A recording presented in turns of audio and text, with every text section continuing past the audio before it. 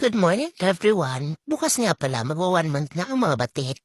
At ngayon, bago po sila i-deworm, kailangan muna silang paliguan. Ito yung first time nilang paliguan sila. So dapat dahan-dahan lang at warm water yung gagamitin. Para hindi mapila yung kanilang katawan at hindi sila maratel pag pinapaliguan. Kung makikita niyo, napakabihit lang po ng mga batik kahit na ito yung first time nilang maligo. Dahan-dahan lang. At make sure na hindi mawasmukan ng tubig yung kanilang mga tenga at napaka-sensitive pa niyan.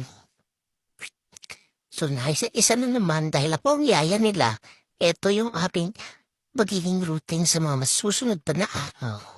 Ito yung first time nilang maligo at hindi na sila dapat i-floor. Kasi baka mapigla din sila, punas-punas lang.